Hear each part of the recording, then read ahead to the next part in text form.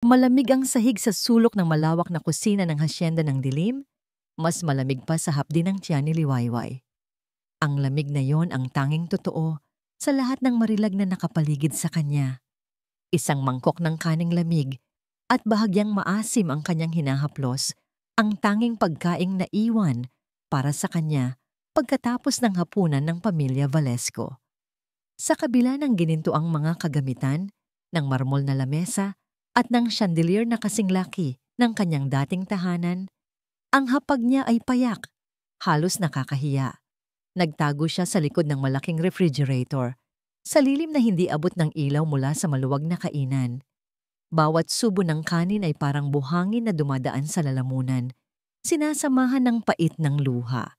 Hindi na niya mabilang kung ilang gabi na siyang ganito. Mula nang umalis si Sinag para sa business trip nito, 3 buwan na ang nakakaraan. Mas lalo siyang naging parang hangin sa mata ng Don Luntian at Tala Valesco. Ang kanyang pag-iral sa loob ng mansyon ay isang nakakahiyang paalala para sa kanila. Isang babaeng walang pinagmulan, asawa ng kanilang anak at kapatid na nag-aagaw ng espasyo sa kanilang marangyang mundo. Hindi ka dapat nandito, bulong niya sa sarili. Tinutukoy ang kanyang sarili at ang mangkok. Hindi ka karapat-dapat sa kanila. Hindi ka karapat-dapat dito. Ang mga salitang yon ang naging oyayin niya sa mga gabing mag-isa. Pinilit niyang lunukin ang kanin kasama ang kanyang pagkaulila at ang pighati na pilit niyang itinatago. Nang akmang susubo siya ng isa pang kutsara, isang anino ang biglang sumilay sa bukana ng kusina. Napahinto ang kamay niya. Huminto ang lahat. Nagsimulang bumilis ang tibok ng puso niya. Liwayway? Ang boses na yon. Ang boses na matagal na niyang pinangarap marinig, ngunit ngayon ay naging isang pamilyar na pako sa puso niya. Hindi siya makagalaw. Hindi siya makahinga. Baka guni-guni lang niya. Baka pagod lang siya. Ngunit ang anino ay naging isang pamilyar na figura. Si Sinag. Nakita niya ang huling piraso ng kanin sa kutsara ni Liwayway. Nakita niya ang basa sa pisngi nito. Nakita niya ang takot at kahihiyan sa mga mata nito. Nagtagpo ang kanilang mga paningin at sa mga mata ni Sinag, nakita ni Liwayway ang isang bagyo ng pagkabigla, pagkalito, at isang matinding sakit na nagpahinto sa mundo niya. Bumagsak ang kutsara mula sa kanyang kamay, gumawa ng isang maliit na kalansing na kumasira sa katahimikan. Sinag. Tanging salitang lumabas sa bibig ni Liwayway, isang bulong na halos hindi marinig. Hindi makapaniwala si Sinag sa kanyang nasasaksihan. Ang kanyang asawa, sa gitna ng Hacienda Valesco na naglalaman ng lahat ng luho, ay kumakain ng kaning lamig, nagtatago sa lilim na parang isang pulubi. Ang puso niya ay parang pinipiga. Dali-dali siyang lumapit. Ang mga hakbang ay mabibigat at puno ng pagkabigla. Anong ginagawa mo dito? Tanong ni Sinag. Ang boses ay naglalaman ng galit at sakit. Bakit ka nagtatago? Bakit ka kumakain yan? Sinubukan ni Liwayway na itago ang mangkok. Ang mga kamay ay nanginginig. Wala, Sinag. Nagugutom lang ako. Hindi kasi ako kumain kanina. Ngunit ang sagot niya ay lalong nagpainit ng ulo ni Sinag.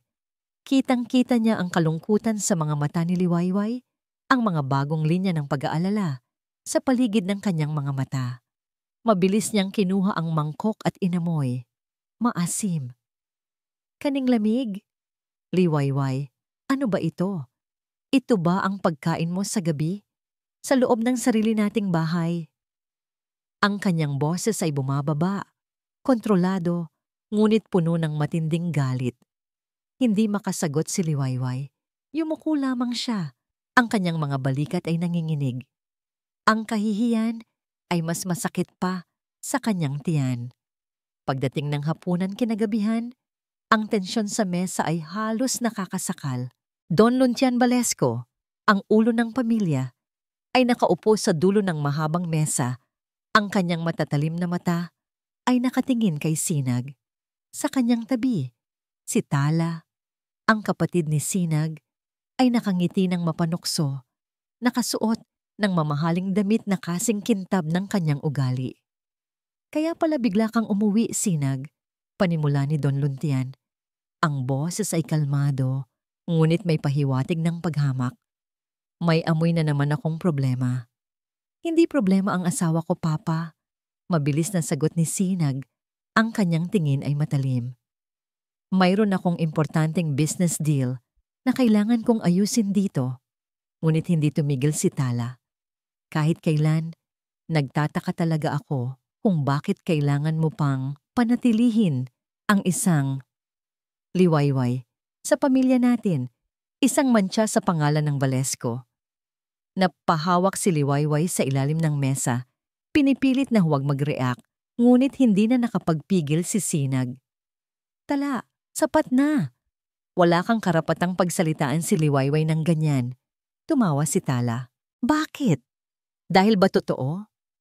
Tingnan mo siya, Sinag. Sa lahat ng ginagawa niya, ang lahat ay para lang sa pera.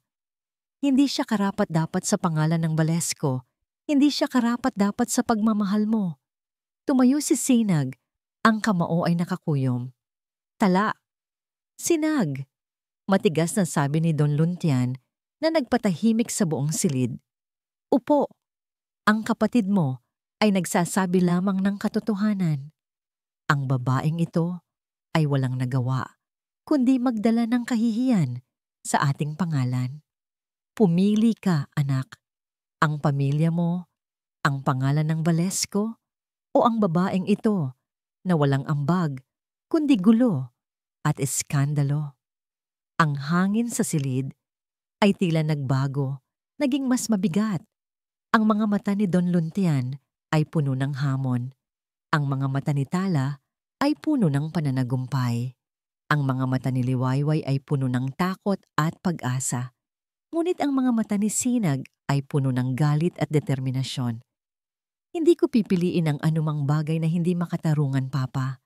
At hindi ko hahayaang saktan ninyo si Liwayway. Kinagabihan, sa kanilang silid, ang lamig ay hindi lang mula sa aircon. Ang kapaligiran ay puno ng mabigat na katahimikan.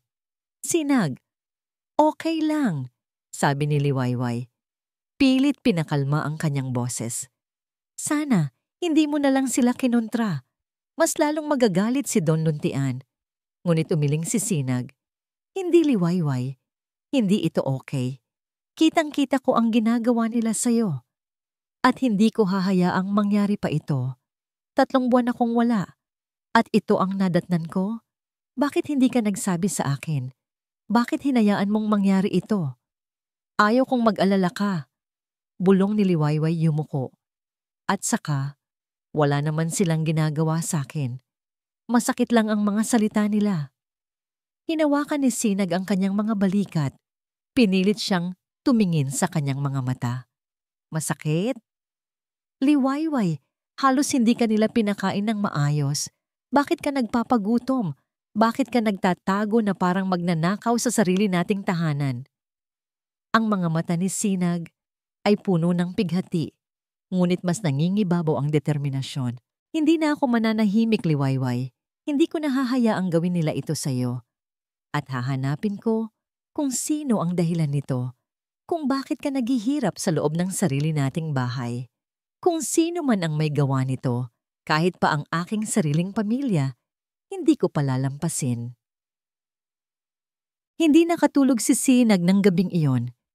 Ang mga salita ni Don Luntian, ang mapanuksong na ngiti ni Tala, at ang pinakamalala sa lahat, ang takot sa mga mata ni Liwayway habang kumakain ng kaning lamig. Lahat ay bumabagabag sa kanyang isip. Paano nangyari ito? Paano niya hindi napansin? Ang kanyang pagmamahal sa Liwayway ay totoo, at ang ideya na ang asawa niya ay nagdurusa sa loob ng kanilang sariling tahanan ay parang kutsilyo na humihiwa sa kanyang puso. Maaga pa ay bumangon na siya. Kailangan niyang magsimula ng kanyang sariling investigasyon. Hindi siya makakapagtiwala sa kanyang pamilya, lalo na kay Don Luntian at Tala, na ngayon ay tila malinaw na ang nagpapahirap sa Liwayway. Ngunit kanino siya lalapit? Sino ang mapagkakatiwalaan sa hasyenda ng dilim na ito kung saan ang bawat ngiti ay maaaring may nakatagong patalim? Ang tanging pangalan na pumasok sa kanyang isip ay si Ligaya Ocampo, ang pinakamababang ranggo na katulong, ngunit ang isa na tila palaging may malambing na tingin kay Liwayway. Madalas niyang nakikita si Ligaya na palihim na nag-aalok ng pagkain o ng kaunting kape kay Liwayway sa mga oras na akala nilang walang nakakakita. Mayroon siyang gut feel na si Ligaya ay higit pa sa isang katulong lamang. Lihim siyang lumabas ng silid, nag-iingat na walang makakita. Sinalubong siya ng sariwang hangin ng umaga, nakabaligtaran ng bigat na nararamdaman niya sa loob ng mansyon. Natagpuan niya si Ligaya sa hardin, nagdidilig ng mga halaman. Ang babae ay payat, mukhang malungkot, ngunit may isang matamis na aura. "Ligaya!" bati ni Sinag. Pinilit na maging kalmado ang kanyang boses.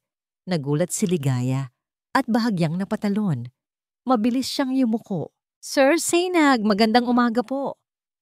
"Magandang umaga rin, Ligaya," sagot ni Sinag. "Pwede ba tayong mag-usap sandali? May kailangan lang akong itanong." Napansin ni Sinag ang pag-aalangan sa mga mata ni Ligaya. Naglinga-linga ito, tila naghahanap ng sinumang nakatingin. "Po? Ano po iyon, sir?" "Tungkol kay Liwayway," diretsong sabi ni Sinag.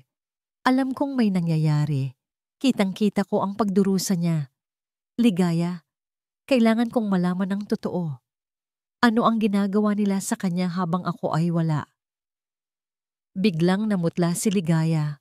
Ang kanyang mga kamay ay nanginginig habang hawak ang diligan. Wala po, sir. Ayos naman po si Ma'am Liwayway."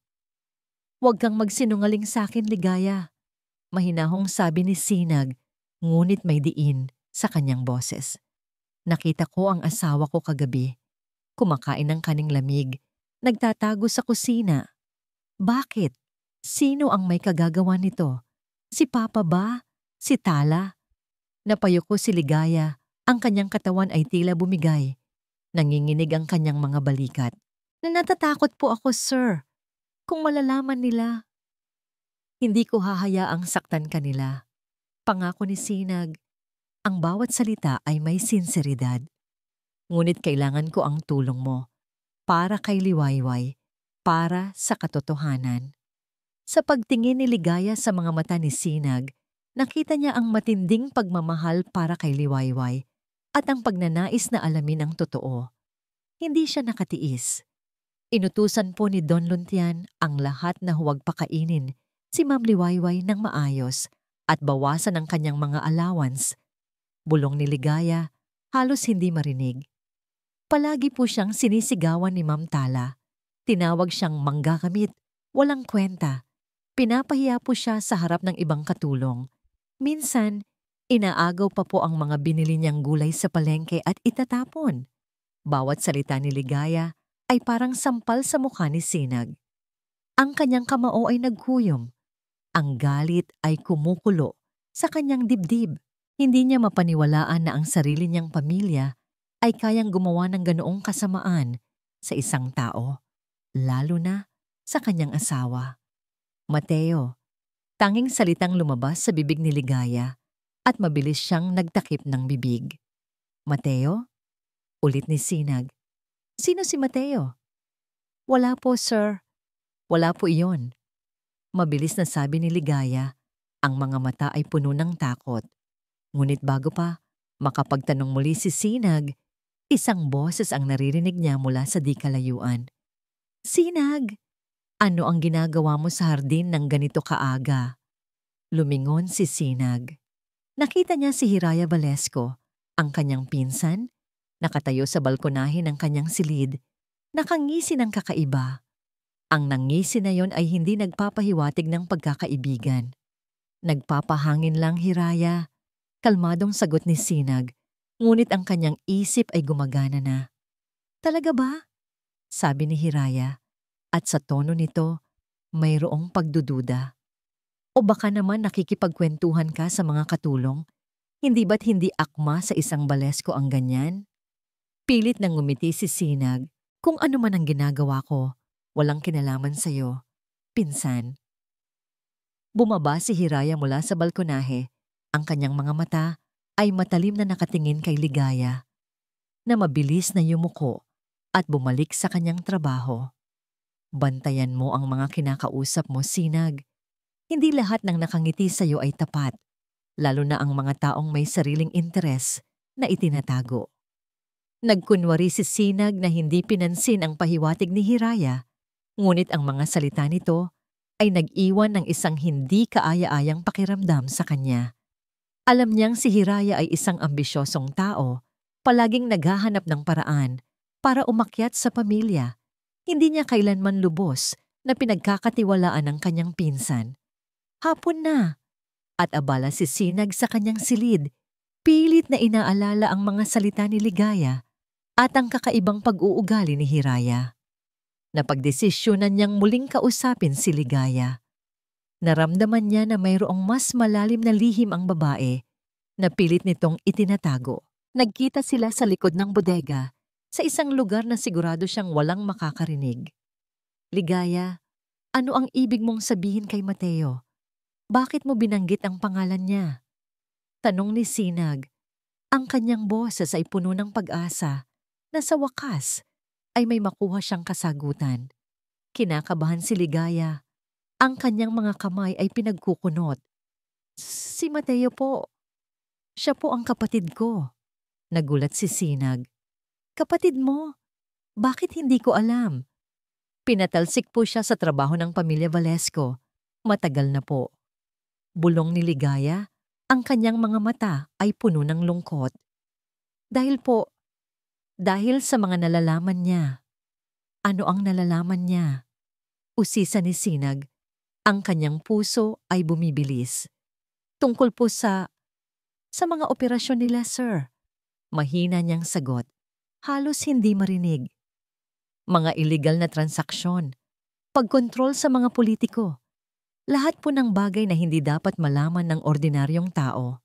Doon, biglang may narinig silang mga yabag na papalapit. Mabilis na nagpanik si Ligaya. May papalapit, sir. Kailangan ko po itong ibigay sa inyo. Si Mateo po, pinagbilin niya ito.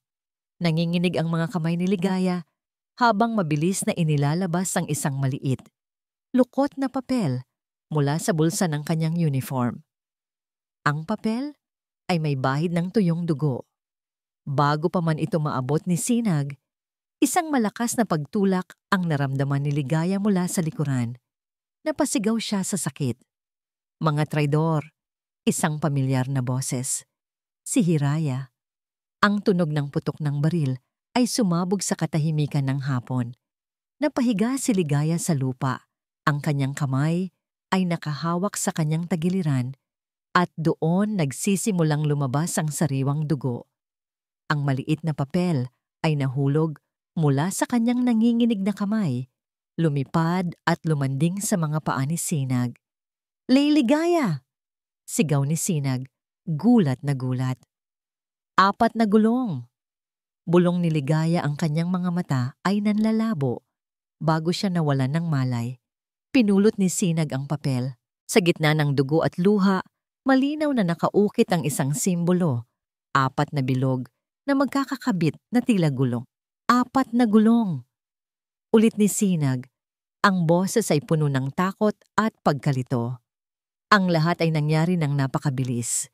Ang huling tingin niya kay Ligaya, ang dugo sa sahig, at ang baril sa kamay ni Hiraya, na ngayon ay nakangisi ng nakakapanindig balahibo. Ang buong mundo ni Sinag ay tila gumuho. Sumabog ang katahimikan ng hasyenda ng dilim sa tunog ng putok ng baril. Tumalon ang puso ni Liwayway mula sa kanyang dibdib. Nakarinig siya ng sigaw at alam niya sa kanyang kalooban na may masamang nangyari. Ang mga huling salita ni Sinag, ang kanyang pangako na hinding-hindi niya papayagan na saktan pa siya ng kahit sino, ay umalingaw-ngaw sa kanyang isip. Dali-dali siyang tumakbo patungo sa likod ng bodega, ang pinanggalingan ng ingay. Ang bawat hakbang ay puno ng pangamba. Habang papalapit, nakita niya ang isang figura na nakahandusay sa lupa. Hindi niya pa nakikita ng buo ang muka, ngunit alam niya na hindi ito ang kanyang asawa. May isang lalaking nakatayo, nakatali ang buong katawan, na ngayon ay hawak ni Hiraya. Pagkatapos, nakita niya si Sinag, nakaluhod sa tabi ng figurang nakahandusay. Ang kanyang mga kamay ay puno ng dugo. "Sa Sinag!" Sigaw ni Liwayway. Ang boses ay halos mawala. Nilingon siya ni Sinag. Ang kanyang muka ay puting-puti at ang mga mata ay puno ng pagkabigla at takot. Ang kanyang tingin ay bumaba sa kamay niya, na ngayon ay may hawak na isang piraso ng papel. Ang papel na yon, ang kanyang huling pag-asa. Ang papel na binanggit ni Ligaya sa kanya. "Ligaya!" Sigaw niya nang makilala ang nakahandusay na katawan. Tumakbo siya, hindi alintana ang panganib. Lumuhod siya sa tabi ni Ligaya. Ang kanyang puso ay nababalot ng matinding pag-aalala. "Ligaya, anong nangyari? Sino ang gumawa nito?" Ngunit si Ligaya ay wala ng malay. Ang dugo ay patuloy na umaagos mula sa kanyang tagiliran, bumubuo ng isang maliit na pool sa lupa. "Traidor!" Sigaw ni Hiraya. Ang kanyang muka ay puno ng galit. Nakatutok ang baril kay Sinag. "Huwag kang lumapit, Sinag. Iyan ang kaparusahan sa mga traidor." "Hiraya, anong ginawa mo?" Bulong ni Sinag. Ang kanyang boses ay nanginginig. "Ginawa mo ito?" "Pinoprotektahan ko lang ang pamilya natin, pinsan." Sigaw ni Hiraya. "Ang babaeng yan at ang kapatid niya ay nag-iisip na kalabanin ng Balesco. Hindi ko hahayaang mangyari iyon." Tumalikod si Liwayway. Ang kanyang mga mata ay nakatingin kay Sinag. Ang kanyang mga mata ay nagtanong, "Sino? Bakit?" Ang gulo ay nagsisimula pa lamang. Ang kanyang mga kamay ay umabot sa kamay ni Sinag. Hinawakan ng papel na may bahid ng dugo. Malinaw niyang nakita ang simbolo. 4 na gulong. Ang parehong simbolo na nakita niya sa mga lumang dokumento ng kanyang ama. Ang parehong simbolo na ibinulong ni Ligaya sa kanya. Hindi pa sila nakakapagsalita nang biglang dumating si Don Luntian kasama ang ilang gwardiya. Ang kanyang muka ay kalmado, ngunit ang kanyang mga mata ay nanlilisik sa galit. "Anong nangyayari dito?" Matigas na tanong ni Don Luntian. "Bakit may putok ng baril?" "Papa," sabi ni Hiraya. Mabilis na itinuro si Sinag. "Si Sinag po. May ginawa silang masama sa akin. Sinubukan nilang tulungan ang traidor na ito." "Magsinungaling ka pa, Hiraya!" Sigaw ni Sinag. Tumayo at itinuro ang pinsan. "Ikaw ang may kagagawan nito. Ikaw ang bumaril kay Ligaya. Nakita ko." Ngunit hindi pinansin ni Don Luntian ang paratang ni Sinag. Ang kanyang tingin ay nakatuon kay Ligaya, na ngayon ay dahan-dahang kinukuhanan ng first aid ng isa sa mga gwardiya. Isang aksidente lamang ito. Isang magnanakaw ang pumasok at sinubukan niyang ipagtanggol ang kanyang sarili. At sa kasamaang palad, si Ligaya ang nadamay. Iyan ang sasabihin natin sa lahat. "Aksidente?" Sigaw ni Liwayway, hindi na makapagpigil. "Hindi ito aksidente. Binaril siya ni Hiraya. Nakita ko."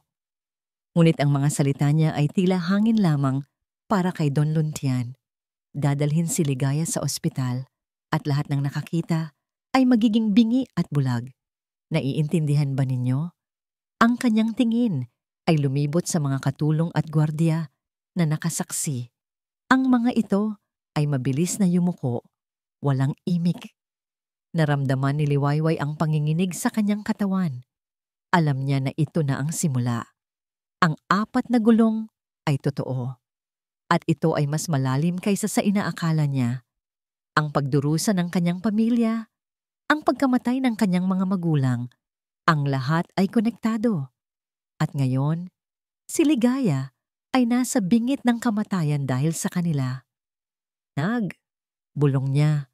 Ang kanyang mga mata ay puno ng matinding sakit. Kailangan nating alamin ang totoo. Tumango si Sinag. Ang kanyang mga mata ay nagsalubong sa mga mata ni Liwayway. Sa kabila ng kaguluhan, ng panganib, at ng pagkabigla, mayroong isang hindi maikakailang koneksyon na nabuo sa pagitan nila. Ang pagdududa ni Sinag ay unti-unting napapalitan ng isang malalim na pag-unawa. Ang takot ni Liwayway ay napapalitan ng isang pagnanais na lumaban. Sa loob ng silid-tulugan kinagabihan, ang tensyon ay nagpapatuloy. Naging tahimik si Liwayway, nag-iisip. Ang 4 na gulong, sabi ni Sinag, hawak ang maruming papel. Ano ito, Liwayway? Alam mo ba? Tumango si Liwayway. Oo, Sinag. Ang 4 na gulong.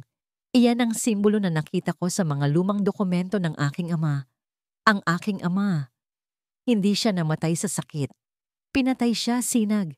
At alam ko na konektado sila sa pamilya mo. Nagulat si Sinag. Pinatay?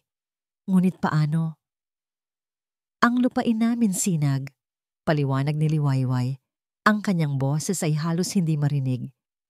Ang lupain na inagaw nila. May narinig akong usapan noon tungkol sa isang malaking operasyon. Sa 4 na gulong.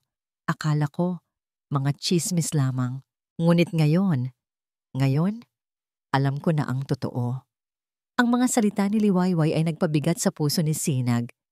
Ang lahat ng kasamaan na naranasan niya sa ilalim ng kanyang pamilya ay lumabas.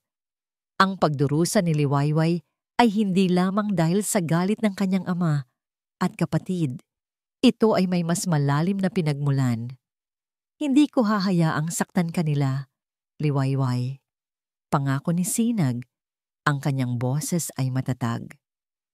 At hindi ko hahayaang takasan nila ang kanilang mga kasalanan. Ano man ang 4 na gulong na yan, sisiguraduhin kong malalaman natin ang totoo. Kahit pa ang aking sariling pamilya ang kalaban natin. Nagtama ang kanilang mga mata. Sa gitna ng kaguluhan, ng takot at ng sakit, may isang bagong pag-asa ang sumibol. Isang pangako ng pagkakaisa. Ang gabi ay bumalot sa hasyenda ng dilim, ngunit sa puso ni Sinag at Liwayway, isang apoy ang nagsisimulang sumiklab, ang apoy ng katotohanan, at ang pangako ng isang laban na hindi nila alam kung saan sila dadalhin. Umaga pa lamang, ngunit ang bigat sa dibdib ni Sinag ay tila kasama niya mula pa noong madaling araw. Ang mga salita ni Liwayway tungkol sa 4 na gulong at ang pagkamatay ng kanyang mga magulang ay umalingaw-ngaw sa kanyang isip. Hindi na ito simpleng paghihirap ni Liwayway sa ilalim ng kanyang pamilya. Ito ay mas malalim, mas masama. Isang legacy ng kasamaan na ngayon ay unti-unting lumalabas sa liwanag. Habang nakaupo siya sa kanyang desk sa silid, hawak ang maruming papel na may simbolo ng 4 na gulong. Ang kanyang mga mata ay nanlilisik sa determinasyon. Kailangan niyang malaman ang buong katotohanan. Ngunit paano? Kailangan niya ng ebidensya, ng konkretong patunay na magpapatunay sa mga paratang ni Liwayway at Ligaya. Naalala niya ang sinabi ni Ligaya tungkol sa kapatid nitong si Mateo, na pinatalsik ito dahil sa mga nalalaman nito. Posible kayang may iniwan si Mateo ng mga tala o ebidensya? Ang unang lugar na pumasok sa kanyang isip ay ang lumang bahay ng mga Ocampo sa baryo ng Payapa, ang baryo kung saan lumaki si Ligaya at Mateo. Alam niyang nandoon pa rin ang bahay na yon, kahit na inabandona na matapos ang paglipat ni Ligaya sa hasyenda ng dilim. Lihim siyang umalis ng mansyon, siniguro na walang makakakita. Ang pagmamaneho patungo sa bayan ng Payapa ay puno ng pag-iisip. Kung totoo ang sinasabi ni Liwayway, kung ang kanyang ama ang nasa likod ng pagkamatay ng mga Santillan, paano niya ito haharapin? Ang kanyang pamilya, ang pangalan ng Balesco, na kanyang ipinagmamalaki, ay tila nababalutan ng dilim. Nang makarating siya sa lumang bahay ng mga Ocampo, sinalubong siya ng isang bakuran na puno ng damo at mga lumang dahon. Ang bahay ay luma na at tila nakalimutan na. Pinihit niya ang doorknob at sa kanyang pagtataka, hindi ito nakakandado. Pumasok siya sa loob. Ang hangin ay mabigat at puno ng amoy ng luma at alikabok. Ang bawat hakbang niya ay lumilikha ng kakaibang ingay sa katahimikan. Nagsimula siyang maghanap sa ilalim ng mga lumang kagamitan, sa likod ng mga libro, sa bawat sulok ng bahay. Ngunit wala siyang makita. Halos mawalan na siya ng pag-asa nang mapansin niya ang isang lumang kahon sa ilalim ng kama, sa dating silid ni Mateo. Ang kahon ay puno ng mga lumang gamit at papel. Sa ilalim ng lahat ng ito, natagpuan niya ang isang maliit na diary. Ang cover ay luma na at kupas. Ngunit ang pangalang Mateo Ocampo ay malinaw na nakasulat. Mabilis na binuksan ni Sinag ang diary. Bawat pahina ay naglalaman ng mga sulat kamay ni Mateo na puno ng galit, takot at determinasyon. Ang bawat pahina ay naglalahad ng mga detalye tungkol sa 4 na gulong. Kung paano ito nagsimula, kung sino ang mga miyembro, at kung paano ito gumagana. Nabasa ni Sinag ang tungkol sa mga iligal na operasyon, buwan ng buwan na pagpuslit ng mga armas sa pamamagitan ng isang pier sa isang liblib na isla, ang paglalaban ng pera sa pamamagitan ng mga shell corporation sa ibang bansa, at ang pagkontrol sa mga lokal na politiko sa pamamagitan ng blackmails at pagbabanta. Nagulat si Sinag nang mabasa niya ang mga pangalan ng ilan sa mga miyembro. Hindi lamang ang kanyang ama, kundi maging ang ilang matataas na opisyal ng gobyerno. Ngunit ang pinakaikinagulat niya ay ang isang entry tungkol sa isang Project Santillan. Doon, detalyadong inilarawan ni Mateo ang plano ni Don Luntian na agawin ang lupain ng pamilya Santillan gamit ang pekeng dokumento at pagbabanta. Mayroon ding mga pangalan ng mga testigo na pinatahimik at mga bayad na ipinapamahagi sa mga tiwaling opisyal. Kasama sa mga papel ang isang kopya ng deed of sale na may pekeng lagda at isang larawan ng pamilya Santillan na nagprotesta sa harap ng korte. Sa larawan, nakita ni Sinag ang isang maliit na bata. Isang maliit na batang babae na may malalaking mata, umiiyak habang yakap ang kanyang ina. Ang batang babae na yon, si Liwayway. Nanlamig si Sinag. Ang kanyang buong katawan ay nanginginig.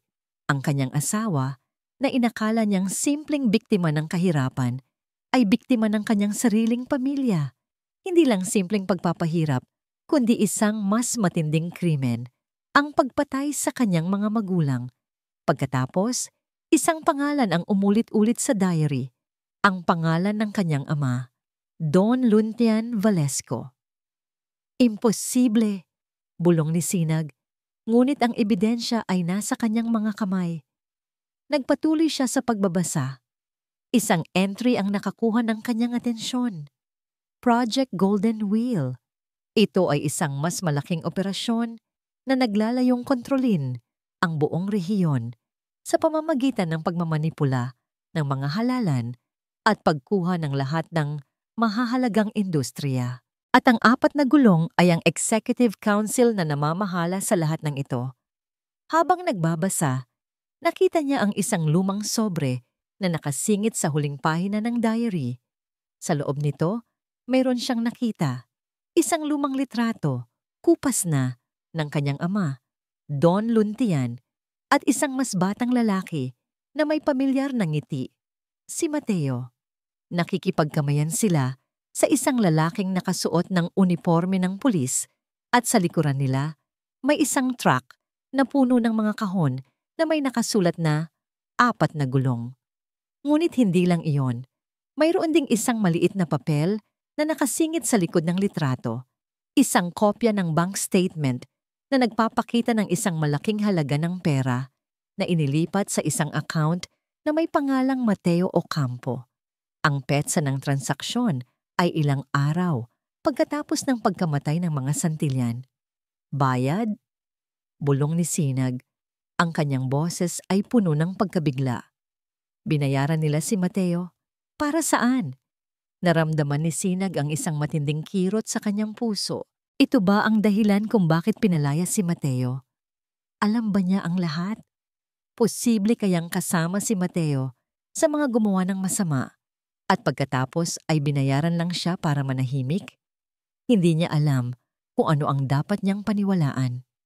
Ang kanyang ama ay isang mamamatay tao. Ang kanyang asawa ay isang biktima na may nakatagong motibo. At si Mateo, ang kapatid ng babaeng nagtiwala sa kanya, ay tila may koneksyon sa lahat ng ito. Bumalik siya sa mansyon. Ang kanyang isip ay gulong-gulo. Ang diary ni Mateo, ang mga dokumento, at ang litrato ay nasa kanyang mga kamay. Kailangan niya itong ipakita kay Liwayway. Ngunit paano niya sasabihin sa kanya na ang taong inakala niyang nagtiwala ay maaaring konektado sa pagkamatay ng kanyang mga magulang? Pagdating sa hasyenda ng dilim, nakasalubong niya si Tala. Kung ano man ang pinaggagawa mo, Sinag, sabi ni Tala, ang kanyang mga mata ay matalim. Huwag kang gagawa ng ikapapahamak ng pamilya natin at lalo na, huwag mong pagkakatiwalaan ang babaeng yan. Mukhang inutusan siya ng kanyang kaibigan na katulong para sa isang bagay. Alam mo na, para sa pera. Hindi pinansin ni Sinag ang mga salita ni Tala. Nagtuloy-tuloy siya sa kanyang silid. Ang kanyang puso ay puno ng pagdududa. Sino ang totoo? Sino ang nagsisinungaling? Naging tahimik ang hasyenda ng dilim sa loob ng ilang araw matapos ang insidente. Ang katahimikan na yon ay mas nakakabingi kaysa sa anumang sigawan. Alam ni Liwayway na ang katahimikan na ito ay hindi kapayapaan, kundi isang bagyo na nalalapit. Ang pananahimik ni Sinag, ang pag-iwas niya sa mga mata nito, ay mas masakit kaysa sa mga salita ni Tala. Mayroon siyang nakita, alam niya, at oras na para harapin ang kanyang nakaraan. Ang bawat hakbang niya sa mahabang koridor patungo sa silid tulugan ay puno ng bigat. Alam niyang kailangan niyang sabihin kay Sinag ang buong katotohanan. Gaano man ito kasakit, hindi na niya kayang itago pa ang lahat. Ang pagmamahal niya kay Sinag ay totoo, ngunit ang pagmamahal na iyon ay nababalutan ng isang malaking kasinungalingan. Isang kasinungalingan na pilit niyang tinago. Nadatnan niya si Sinag na nakaupo sa gilid ng kama. Hawak ang lumang diary ni Mateo at ang litrato ng kanyang pamilya. Ang kanyang mga mata ay malalim, puno ng pagdududa at sakit. Sinag, bulong ni Liwayway, ang kanyang boses ay nanginginig. Nilingon siya ni Sinag, ang tingin niya ay matalim, puno ng tanong. Alam mo ba ito, Liwayway? Alam mo ba ang lahat ng ito? Itinaas niya ang litrato kung saan nakita ang kanyang pamilya at ang diary na naglalahad ng kanilang trahedya. Dahan-dahang lumapit si Liwayway. Ang bawat hakbang ay parang paghakbang sa apoy. Umupo siya sa tabi ni Sinag. Ang kanyang mga mata ay puno ng luha. Oo, Sinag, alam ko. Kaya ako nagpakasal sa'yo. Ang kanyang mga salita ay parang suntok sa dibdib ni Sinag. Napatulala ito, ang kanyang mukha ay nawalan ng kulay. Hindi ko ito ginusto, Sinag. Patuloy ni Liwayway. Ang kanyang boses ay halos magmakaawa. Pinilit ako. Ayaw ko sana. Ngunit wala akong pagpipilian. Ang pamilya Ocampo na nag-alaga sa akin ay nagmakaawa.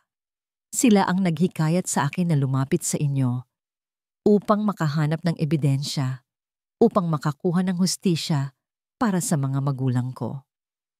Ipinaliwanag ni Liwayway ang lahat.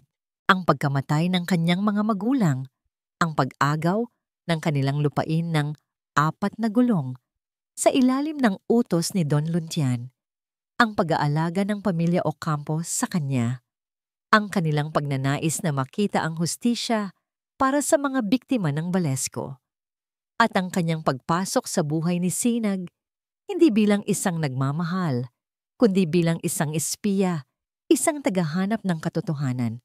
Ang 4 na gulong sinag, sila ang pumatay sa mga magulang ko. Sabi ni Liwayway, ang kanyang boses ay puno ng pait. At si Don Luntian ang utak ng lahat. Ang pagpapakasal sa iyo ang tanging paraan para makapasok ako sa loob ng pamilya ninyo, para malaman ang lahat. Nanginginig si Sinag. Ang kanyang mga kamay ay nakakuyom. Ang lahat ng kanyang pinaniniwalaan, ang lahat ng kanyang pagmamahal sa Liwayway ay tila nababalutan ng isang malaking kasinungalingan. Kaya pala ganito ang pagtrato nila sa iyo. Alam nila ang motibo mo. Kaya pala, hinayaan mo lang silang saktan ka. Hindi Sinag, hindi. Sabi ni Liwayway, umiling. Ang pagmamahal ko sa iyo ay totoo. Totoo yun. Nagsimula ako sa isang motibo, oo. Ngunit sa paglipas ng panahon, natutunan kitang mahalin. Mahal na mahal kita, Sinag. At ang pagdurusa na nararamdaman ko, hindi lang dahil sa kanilang pagmamaltrato, kundi dahil sa pagtatago ng katotohanan sa iyo. Kasinungalingan. Sigaw ni Sinag, tumayo at lumayo sa kanya. Paano mo nasabi iyan? Paano mo nagawang magpanggap na mahal mo ako habang may ibang motibo ka? Ang lahat ng ito, isa lang itong malaking kalokohan. Pinaglalaruan mo lang ako. Pinaglalaruan mo ang damdamin ko para sa iyong paghihiganti. Hindi iyan totoo, Sinag. Pinaglalaban ko ang hustisya. Sigaw ni Liwayway, tumayo rin. Kung alam mo lang ang dinanas namin. Ang pamilya ko, ang mga magulang ko, namatay nang dahil sa kanila, sa pamilya mo. Kaya ba ikaw mismo ay naging katulad nila? Tanong ni Sinag. Ang kanyang boses ay puno ng galit at sakit. Ginagamit mo rin ang mga tao, nagtatago ng mga lihim, nagpapanggap. Anong pagkakaiba mo sa kanila, Liwayway? Wala, masahol ka pa. Ang mga salita ni Sinag ay parang panaksak sa puso ni Liwayway. Nanlamig ang kanyang buong katawan. Ang kanyang mukha ay puno ng sakit. May nakita ako, patuloy ni Sinag.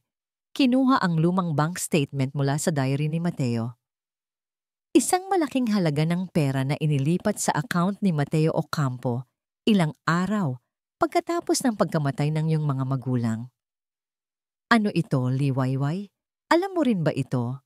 Ang taong inakala mong nagtiwala, ang kapatid ng kaibigan mong si Ligaya, ay binayaran din ng pamilya ko para manahimik? Nagulat si Liwayway. Naglakad siya palapit kay Sinag at kinuha ang papel. Ang kanyang mga mata ay nanlaki. Hindi ito totoo. Hindi kayang gawin ni Mateo iyan. Malinis ang hangarin niya. Talaga ba? Sinag laughed mirthlessly. O baka naman, lahat kayo ay may sariling motibo? Ang pamilya Ocampo, ang iyong mga magulang, lahat kayo ay biktima ng kasamaan. Ngunit ikaw ang ginamit ang pagmamahal ko para sa iyong sariling agenda. Ang lahat ng ito, Liwayway, isa lang itong malaking pagtataksil. Tumalikod si Sinag, ang kanyang mga balikat ay nanginginig. Hindi ako makapaniwala. Hindi ako makapaniwala na ginawa mo ito sa akin.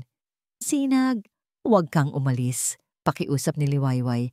Lumapit at hinawakan ang kanyang braso. Pakinggan mo ako. Mahal kita, Sinag. Mahal na mahal kita. Ngunit inalis ni Sinag ang kanyang kamay. Huwag kang magsinungaling sa akin, Liwayway. Hindi ko na alam kung ano ang totoo. Hindi ko na alam kung sino ka. Sa labas ng silid, isang anino ang gumalaw. Si Hiraya Valesco, nakasandal sa pader, nakikinig sa bawat salita. Isang nangiti ang sumilay sa kanyang mga labi. Puno ng pananagumpay. Ang plano niya ay gumagana. Tumalikod si Sinag. Ang kanyang mga mata ay puno ng luha at galit. Naglakad siya papalabas ng silid. Iniwan si Liwayway na mag-isa sa dilim. Ang kanyang mga salita ay umalingaw-ngaw sa hangin. Lahat ay dumi. Ang lahat ng ito ay dumi. Umulan ng malakas ng gabing iyon, kasabay ng unos sa puso ni Sinag. Ang mga salita ni Liwayway ay patuloy na umalingaw-ngaw sa kanyang isip, kasama ang litrato ng pamilya Santillan at ang bank statement ni Mateo. Pagmamahal, paghihiganti, katotohanan, kasinungalingan. Lahat ay naghalo-halo, bumubuo ng isang nakakagulong ulap sa kanyang isip. Ang kanyang pinakamamahal na asawa na inakala niyang tapat ay may lihim na motibo. Ang kanyang pamilya na inakala niyang marangal ay sangkot sa isang malalim na krimen. Hindi na niya alam kung sino ang dapat niyang paniwalaan, kung sino ang dapat niyang kampihan. Ang pagtataksil na naramdaman niya mula kay Liwayway ay masakit. Halos hindi niya kayang tiisin. Kaya ba ang lahat ng pagmamahal niya ay pinaglalaruan lamang? Nagmaneho si Sinag ng walang direksyon. Ang ulan ay lumalapat sa windshield ng kotse niya, kasabay ng kanyang mga luha na hindi niya sinasadyang bumagsak. Huminto siya sa isang bar sa labas ng bayan, isang lugar na madalas niyang pinupuntahan kapag kailangan niya ng katahimikan at kaunting alak. Ininom niya ang bawat patak, pilit binubura ang sakit, ngunit bawat patak ay lalo lamang nagpapatalim sa kanyang galit. Sinag, pinsan. Nilingon niya, si Hiraya. Ang kanyang pinsan na ngayon ay alam niyang may kinalaman sa pagbaril kay Ligaya, ngunit hindi pa niya kayang patunayan. Ang Hiraya na ngayon ay tila nakangisi sa kanyang paghihirap. Umuwi ka na, Hiraya, sabi ni Sinag. Ang kanyang boses ay malamig. Wala kang kinalaman dito. Oh, ngunit meron ako, sabi ni Hiraya. Umupo sa tabi niya. Alam kong may nangyari at nakikita ko ang sakit sa iyong mga mata. Dahil ba sa babaeng yon? Si Liwayway? Hindi sumagot si Sinag. Inubos niya ang kanyang baso. Alam kong may ginawa ang babaeng yon sa'yo. Pinsan. Patuloy ni Hiraya. Ang kanyang boses ay puno ng pakikiramay. Ngunit merong isang kakaibang kinang sa kanyang mga mata. Ang mga ganyang babae, walang ibang inisip kundi ang pera, ang posisyon, ang pangalan. Nilingon ni Sinag si Hiraya, ang kanyang mga mata ay matalim. Huwag kang magkunwari na naiintindihan mo, Hiraya. Wala kang alam. Baka nga wala akong alam sa inyong pagmamahalan, sabi ni Hiraya. Ngunit alam ko ang ugali ng mga taong nagtatago ng lihim. Gaya ng babaeng iyon. At gaya ng kanyang kaibigan na katulong, may sariling agenda sila, Sinag. At sana ay hindi ka bulagin ng pag-ibig mo sa kanya. Bumalik si Sinag sa hasyenda ng dilim ng hating gabi. Ang kanyang isip ay gulong-gulo. Ang kanyang kalooban ay puno ng galit at sakit. Diretso siya sa library ng kanyang ama, ang lugar kung saan madalas siyang nakakahanap ng mga kasagutan. Ngunit ngayon, ang library na yon ay tila mas naging sementeryo ng mga lihim. Nadatnan niya si Don Luntian na nakaupo sa kanyang upuan, nagbabasa ng dyaryo. Ang kanyang mukha ay kalmado, ngunit ang kanyang mga mata ay nanlilisik sa dilim. Papa, sabi ni Sinag. Ang kanyang boses ay matigas. Oh, Sinag, sabi ni Don Luntian. Itinaas ang kanyang mga mata. Mukhang matamlay ka. May problema ba? May problema, ulit ni Sinag, lumapit sa mesa. At may kinalaman ito sa iyo at sa 4 na gulong. Biglang nagbago ang ekspresyon ni Don Luntian. Ang kanyang mukha ay naging seryoso. Anong sinasabi mo? Inilabas ni Sinag ang diary ni Mateo at ang litrato ng pamilya Santillan. Inilapag niya ito sa mesa. Ang Project Santillan. Ang pagkuha ng lupa nila, ang pagkamatay ng mga magulang ni Liwayway. Alam ko ang lahat, Papa. Hindi kumurap si Don Luntian. Tumingin lamang siya sa mga ebidensya. Pagkatapos ay tumingin kay Sinag. Isang pilit na ngiti ang sumilay sa kanyang mga labi. Kaya pala, nalaman mo na.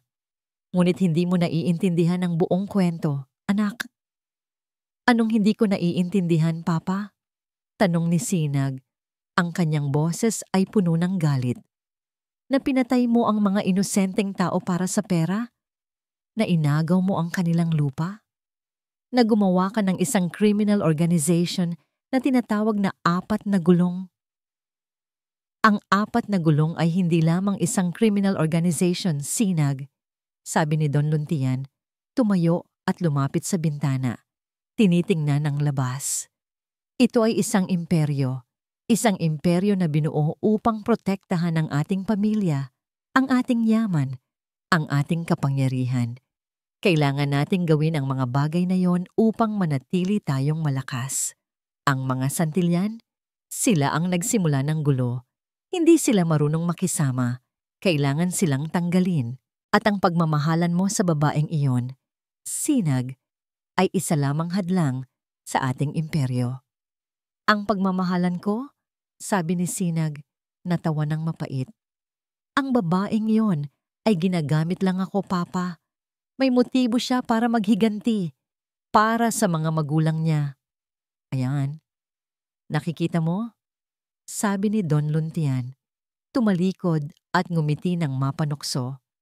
Alam mo ang totoo, ang babaeng yan ay hindi nagmamahal sa'yo, Sinag. Gumagamit lang siya. Kaya bakit mo pa siya poprotektahan? Isa siyang mantsa sa ating pangalan. Isang kahihiyan. Lumapit si Don Luntian. Inilagay ang kanyang kamay sa balikat ni Sinag. Sinag, anak, may oras pa para iwasto ang lahat. Itapon mo ang babaeng yan. Iwanan mo siya. Bumalik ka sa atin. Ang pamilya mo ang importante. Ang pangalan ng Valesco ang importante. Alisin mo siya sa buhay natin at babalik sa normal ang lahat. Kung hindi, Sinag, ako mismo ang sisira sa kanya. Pipiliin mo ba ang isang babaeng gumagamit sa'yo o ang pamilya na nagbigay sa'yo ng lahat? Ang mga salita ni Don Luntian ay umalingaw-ngaw sa kanyang isip. Ang kanyang ama ay walang habas. Ang kanyang ama ay may kakayahang saktan si Liwayway ng mas malala pa. Ang kanyang ama ay walang pakialam sa pagmamahal, sa katotohanan. Pumili ka, Sinag, sabi ni Don Luntian. Ang kanyang mga mata ay puno ng pagbabanta. Ngayon na, naramdaman ni Sinag ang isang matinding sakit. Ang puso niya ay parang pinipiga. Ang babaeng mahal niya ay may lihim na motibo. Ang pamilya niya ay kasangkot sa isang malalim na krimen. At siya, si Sinag, ay nasa gitna. Pilit na pinipili kung sino ang dapat niyang kampihan. Ang pag-ibig niya kay Liwayway ay totoo. Ngunit ang pagtataksil na naramdaman niya ay nagpapahirap sa kanya. Hindi ko hahayaang saktan mo siya, Papa, sabi ni Sinag. Ang kanyang boses ay nanginginig. Kahit pa. Bago pa man siya matapos, isang boses ang narinig niya mula sa likuran. Mabutit narito ka, Don Luntian. May kailangan akong sabihin tungkol sa mga plano ni Sinag. Nilingon ni Sinag. Nakita niya si Hiraya Valesco, nakatayo sa bukana ng library. May nakakalokong ngiti sa kanyang mga labi. At may hawak na isang baril sa kanyang kamay. Ang kanyang tingin ay matalim na nakatuon kay Sinag. Walang mapaglagyan ang pag-aalala ni Liwayway. Magdamag siyang hindi nakatulog matapos ang pag-alis ni Sinag. Ang kanyang mga salita ng pagtataksil ay patuloy na umalingaw-ngaw sa kanyang isip, kasama ang sakit na nakita niya sa mga mata nito. Nagawa ba talaga niya itong saktan ng ganoon kalalim? Ang pagmamahal niya kay Sinag ay totoo, ngunit ang katotohanan ng kanyang motibo ay nagpalabo sa lahat. Ngunit hindi niya maaaring hayaan ang kanyang sarili na malunod sa sakit. Kailangan niyang lumaban. Para sa kanyang mga magulang, para kay Ligaya, at ngayon, para na rin sa kanyang sarili. Hindi siya ang masamang babae na inakala ni Sinag. Hindi siya manggagamit. Siya ay isang babaeng naghahanap ng katarungan. Ang unang hakbang ay tiyakin ang kaligtasan ni Ligaya. Maaga pa ay nagpasiya siyang pumunta sa ospital. Kailangan niyang malaman kung ano ang nangyari sa kanyang kaibigan, kung meron pa itong maibabahagi tungkol sa apat na gulong. Lihim siyang umalis, siniguradong walang makakakita sa kanya. Ang pagmamaneho patungo sa ospital ay puno ng pangamba. Baka may sumusunod sa kanya, baka may nagbabantay. Nang makarating siya sa ospital, ang amoy ng gamot ay sumalubong sa kanya. Nagtanong siya sa nurse station tungkol kay Ligaya Ocampo. Tinuro siya sa isang pribadong silid. Dahan-dahan niyang binuksan ang pinto. Nakatayo sa tabi ng kama ni Ligaya si Hiraya Valesco. May dalang isang bouquet ng bulaklak. Nakangiti ito, ngunit ang kanyang mga mata ay puno ng isang kakaibang kinang. Napahinto si Liwayway. "Oh, Liwayway," sabi ni Hiraya. Nagulat ngunit mabilis na nakabawi. "Nandito ka rin pala? Dinalaw ko lang si Ligaya." Kawawa naman siya. Nalalagay sa gitna ng gulo na hindi niya dapat pagdaanan. "Anong ginagawa mo dito, Hiraya?" tanong ni Liwayway. Ang kanyang boses ay matigas. Ikaw ang bumaril sa kanya. Umiling si Hiraya. Ang kanyang nangiti ay hindi nawala. "Hindi iyan totoo, Liwayway. Isang magnanakaw ang pumasok. Sinubukan kong tulungan si Ligaya." "Huwag kang magsinungaling sa akin, Hiraya," sabi ni Liwayway, lumapit. "Alam ko ang totoo at alam kong ikaw ay may kinalaman sa 4 na gulong." Biglang nagbago ang mukha ni Hiraya. Ang kanyang nangiti ay nawala. Napalitan ng isang matalim na tingin. "Ah, kaya pala. Alam mo na. Kung gayon, hindi na kailangan pang magtago." Nilibot ni Hiraya ang silid. Sinigurong walang nakakarinig. Lumapit siya kay Liwayway. Ang kanyang mga mata ay puno ng pagbabanta. "Oo, ako ang bumaril kay Ligaya. At handa akong gawin ang anumang kailangan para protektahan ang pamilya natin. Hindi ko hahayaang sirain mo ang lahat, Liwayway." Nagsimulang magising si Ligaya. Humihina ang kanyang boses. "Liwayway, ang mga papeles." Napansin ni Hiraya ang paggising ni Ligaya. Mabilis niyang nilapitan ng kama. "Ah, gising ka na pala, Ligaya? Sayang naman. Akala ko makakatulog ka na ng habang buhay." Biglang kinuha ni Hiraya ang unan at tinakpan ang mukha ni Ligaya. Pilit na pinipigilan itong huminga. "Huwag kang makialam sa mga bagay na hindi mo naiintindihan, Ligaya. Malinis na ang lahat." Nagulat si Liwayway. "Hiraya, anong ginagawa mo? Bitawan mo siya." Mabilis na nilapitan ni Liwayway si Hiraya. Pilit na inilalayo ang unan sa mukha ni Ligaya. Isang matinding pakikipagtunggali ang naganap. Pilit siyang tinutulak ni Hiraya, ngunit hindi siya sumusuko. Ang kanyang lakas ay tila lumabas mula sa kanyang galit at desperasyon. "Hindi mo ako pwedeng pigilan, Liwayway," sigaw ni Hiraya.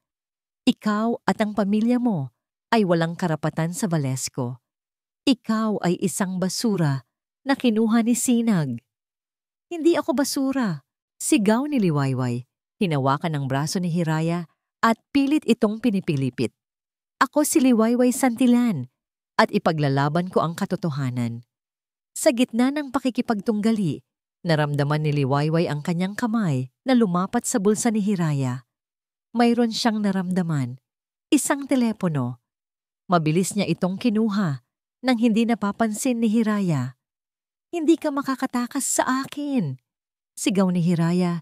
Itinulak si Liwayway ng malakas. Tumalsik si Liwayway sa sahig, ngunit mahigpit pa rin niyang hawak ang telepono. Dahan-dahang humina ang paghinga ni Ligaya. Lumapit si Hiraya sa kanya. Muling kinuha ang unan.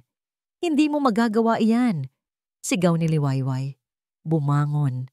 Ang kanyang mga mata ay puno ng galit at desperasyon. "Hindi mo siya pwedeng patayin." Sa isang iglap, binuksan ni Liwayway ang telepono ni Hiraya. Napansin niya ang isang recording application na bukas.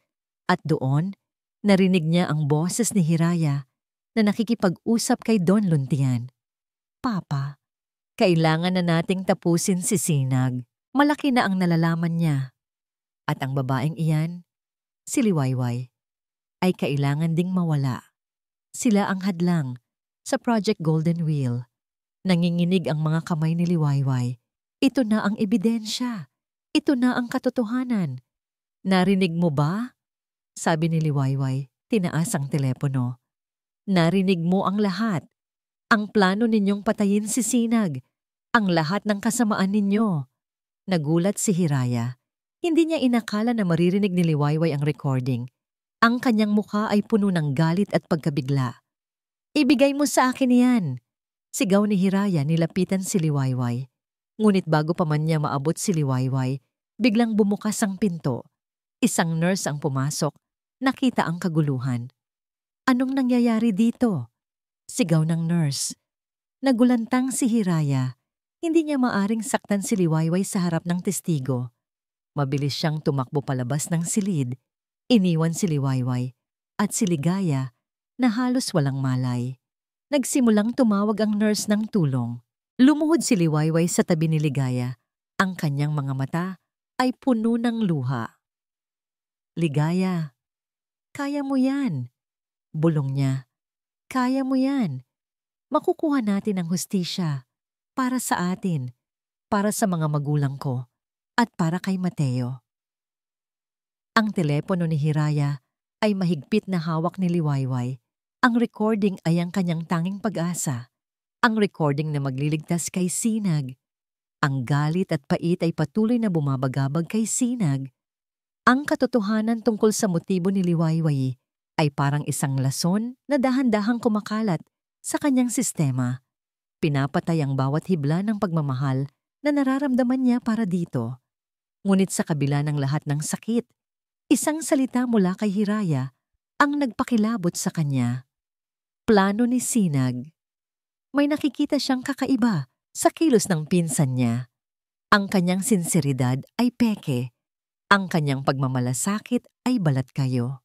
Naalala ni Sinag ang mga kakaibang insidente noong nakaraang buwan. Ang mga nawawalang dokumento sa opisina niya.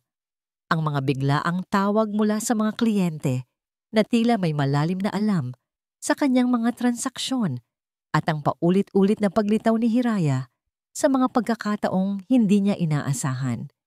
Noon ay inakala niya na ito ay simpleng coincidence lamang o sadyang mapanukso lang ang kanyang pinsan. Ngunit ngayon, nagsisimula siyang maghinala. Matapos ang paghaharap kay Don Luntian at ang kakaibang paglitaw ni Hiraya na may hawak na baril, isang hindi maipaliwanag na pakiramdam ng panganib ang bumalot kay Sinag. Alam niya na hindi siya ligtas at kung totoo na may plano si Hiraya laban sa kanya, kailangan niyang kumilos. Nagsimula siyang mag-imbestiga ng lihim sa mga galaw ni Hiraya. Tiningnan niya ang mga CCTV footage ng hasyenda. Hinanap ang mga resibo ng mga pinamili nitong kagamitan at kinausap ang ilang mga katulong na palaging nakakasalamuha ng kanyang pinsan. Unti-unting nabuo ang mga piraso ng puzzle. Nakita niya ang mga footage kung saan palihim na pumapasok si Hiraya sa kanyang opisina, may kinukuha at may inilalagay. Nalaman niya ang tungkol sa mga madalas na paglabas-masok ni Hiraya sa isang liblib na lugar sa bayan. Ang liblib na lugar na yon, naalala ni Sinag ang isang entry sa diary ni Mateo tungkol sa isang safe house kung saan itinago nito ang mga duplikado ng lahat ng ebidensya laban sa 4 na gulong. Ang lugar na yon ay isang lumang bodega sa gilid ng ilog na matagal nang hindi ginagamit ng pamilya. Walang sino man ang pinagsabihan ni Sinag.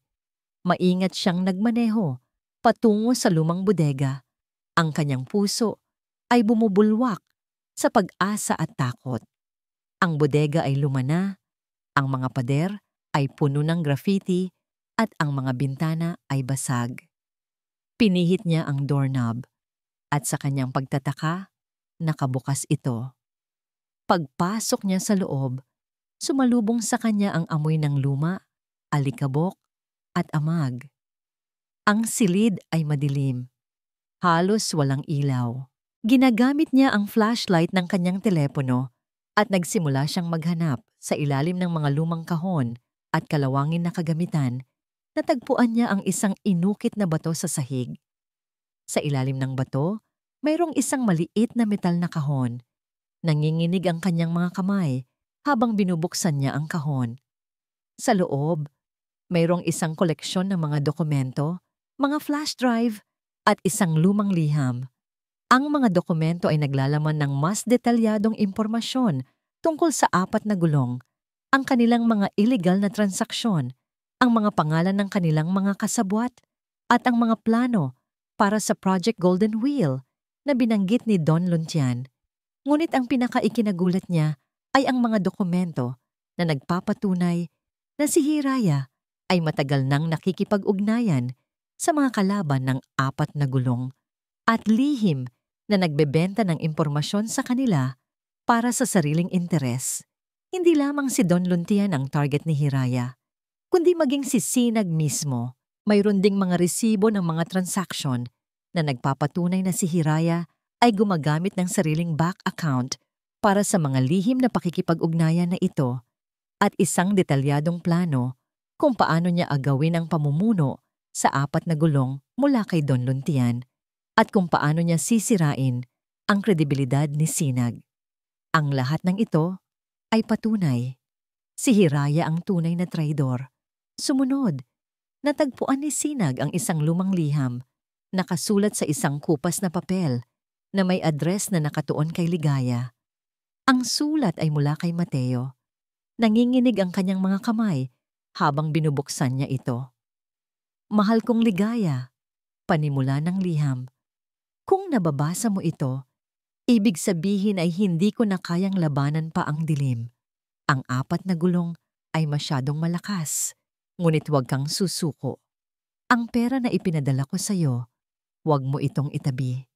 Gamitin mo ito upang tulungan ang mga taong biktima nila, lalo na ang pamilya Santillan. Ang batang babaeng si Liwayway. Siya ang tanging saksi sa lahat. Kailangan siyang protektahan. Ang mga ito ay pera na ibinigay sa akin upang manahimik, ngunit hindi ko hahayaang manalo sila. Gamitin mo ang perang ito upang patuloy na lumaban. Ang hustisya ay darating, kapatid ko. Huwag kang mawalan ng pag-asa. Mahirap man, ngunit ang liwanag ay magtatagumpay laban sa dilim. Parang may isang pader na gumuho sa puso ni Sinag. Ang pera na nakita niya sa bank statement na inakala niyang suhol para manahimik si Mateo ay actually isang pondo na ipinadala ni Mateo kay Ligaya upang ipagpatuloy ang laban para sa hustisya at para protektahan si Liwayway. Hindi kasabwat si Mateo, hindi rin manggagamit si Liwayway. Ang lahat ng kanyang pagdududa, ang lahat ng kanyang galit ay naging abo. Naalala niya ang kanyang mga salita kay Liwayway. Ang kanyang mga akusasyon na ginagamit lang siya nito, na ito ay katulad ng kanyang pamilya. Ang pagmamahal ni Liwayway sa kanya ay totoo at ang kanyang motibo ay para sa hustisya, hindi para sa pera o kapangyarihan. Siya ang bulag, siya ang nagkamali. Isang matinding pagsisisi ang bumalot kay Sinag. Ang sakit na naramdaman niya sa nakalipas na mga araw ay hindi kumpara sa sakit na nararamdaman niya ngayon dahil sa kanyang sariling pagdududa. Pinaghihinalaan niya ang babaeng pinakamamahal niya, ang babaeng patuloy na nagdudusa dahil sa kanya at sa kanyang pamilya. Ang kanyang puso ay nabiyak. Nagkaroon ng malaking butas ang kanyang pagkatao dahil sa kanyang kawalan ng tiwala. Liwayway. Bulong niya, ang kanyang boses ay puno ng luha at pagsisisi. Patawarin mo ako. Ang lahat ng kanyang pagmamataas bilang isang balesko, ang kanyang paniniwala sa integridad ng kanyang pamilya, ang lahat ay gumuho. Wala na. Ang tanging natitira ay ang katotohanan ng kanyang pagkabigo at ang matinding pangungulila sa pagmamahal na kanyang sinira. Naramdaman niya ang kanyang sarili na umiiyak, walang pigil, sa gitna ng madilim at alikabok na bodega. Ngunit sa gitna ng kanyang paghihinagpis, isang malalim na anino ang dahan-dahang gumalaw sa bukana ng bodega. Kaya pala, pinsan, isang boses ang narinig niya, puno ng lamig at pagtataksil. Napakatalino mo pala, ngunit huli na ang lahat para sa iyo. Nilingon ni Sinag. Nakita niya si Hiraya Valesco, nakatayo sa may pintuan. Ang kanyang mukha ay may nakakalokong ngiti. At sa kanyang kamay ay hawak ang isang baril na nakatutok sa kanya. Nalaman mo na ang lahat, patuloy ni Hiraya. Dahan-dahang lumalapit. Sayang lang, dahil ngayong alam mo na, hindi na kita pwedeng buhayin. Ang kanyang mga salita ay parang yelo na tumagos sa buto ni Sinag. Ang kanyang buong mundo ay tila gumuho sa ikalawang pagkakataon. Nanlamig ang buong katawan ni Sinag nang makita si Hiraya na may hawak na baril, nakatutok sa kanya. Ang bodega ay naging isang malamig na libingan at siya ang susunod na biktima. Ngunit sa kabila ng takot, mayroong isang kakaibang lakas na bumalot kay Sinag. Ang lakas ng pagsisisi at ng determinasyong iwasto ang lahat. Kailangan niyang mabuhay, hindi lang para sa sarili, kundi para kay Liwayway, para kay Ligaya, at para sa katotohanang pinaglalaban ni Mateo. Kaya pala, pinsan, sabi ni Hiraya, dahan-dahang lumalapit. Ang ngisi ay puno ng pananagumpay. Napakatalino mo pala, ngunit huli na ang lahat para sa'yo. Kaya mo bang gawin yan, Hiraya? Tanong ni Sinag. Pinilit na maging kalmado ang kanyang boses. Ang patayin ang sarili mong pinsan? Hindi ba't yan ang dahilan kung bakit mo kinasusuklaman si Don Luntian? Dahil wala siyang pakialam sa pamilya? Tumawa si Hiraya, isang malamig at walang kaluluwang tawa. Pamilya? Sino ang pamilya? Ang mga Valesco ay isang negosyo, Sinag. At sa negosyo, ang emosyon ay kahinaan. Ang tanging pamilya ko ay ang sarili ko. At ikaw, pinsan, ay isang hadlang sa aking pag-akyat. Nagkakamali ka, Hiraya, sabi ni Sinag, pilit na iniisip kung paano niya lalabanan ng pinsan. Hindi ako ang hadlang mo. Si Don Luntian, siya ang gumagamit sa'yo. Sa tingin mo ba, hahayaan kanyang mamuno sa 4 na gulong? Matapos ang lahat ng ginawa mo, ang lahat ng pagtataksil mo, sa tingin mo ba ay may tiwala siya sa'yo? Biglang nawala ang ngisi ni Hiraya. Napansin ni Sinag ang bahagyang pagbabago sa kanyang ekspresyon. Narinig niya ang tungkol sa mga plano ni Hiraya sa mga dokumento ni Mateo. Alam niya ang kahinaan ng pinsan. Nagsisinungaling ka, matigas na sabi ni Hiraya. Ngunit mayroong bahagyang pag-aalinlangan sa kanyang boses. Talaga ba? Hamon ni Sinag. Basahin mo ang mga dokumento na yan, Hiraya. Ang mga plano mo, ang mga transaksyon mo, ang lahat ng ebidensya na nagpapatunay na ikaw ay nagtataksil sa 4 na gulong at sa iyong sariling pamilya. Hindi ko yan nakuha sa akin, pinsan. Nakuha ko yan mula sa lihim na pinagtataguan ni Mateo. Ang mga ebidensya na magpapabagsak sa iyo at kay Don Luntian. Naging masikip ang hininga ni Hiraya. Tumingin siya sa mga dokumento sa sahig at pagkatapos ay tumingin kay Sinag. Ang kanyang kamay na may hawak na baril ay bahagyang nanginginig. Sa tingin mo ba, Don Luntian, na ubod ng talino, ay hindi alam ang lahat ng ginagawa mo sa kanyang likuran? Patuloy ni Sinag, itinulak ang pinsan sa isang psikolohikal na paghaharap. Ang iyong mga ipinapadala sa iba't ibang account, ang iyong mga pulong sa mga kalaban ng 4 na gulong? Sa tingin mo ba ay hindi niya alam? Ginagamit ka lang niya, Hiraya. Ginagamit ka niya para linisin ang lahat ng dumi at pagkatapos ay itatapon ka niya. Ang mga salita ni Sinag ay tila tumagos sa kanyang puso. Nagsimulang magalit si Hiraya. Nagsisinungaling ka. Hindi ako ginagamit. Kung hindi ka ginagamit, bakit hindi mo pa rin kontrolado ang 4 na gulong? Hamon ni Sinag. Dahil sa huli, siya pa rin ang boss. At ikaw, Hiraya, ay isa lamang alipin sa kanyang laro. Ang pagkamatay ko ay hindi magiging hadlang sa kanya. Maghahanap lang siya ng panibagong alipin, ngunit ang pagkamatay niya, iyon ang magbibigay sa iyo ng kapangyarihan. Nag-alinlangan si Hiraya. Ang kanyang mga mata ay nanlilisik sa galit at pagkalito. Nakita ni Sinag ang oportunidad.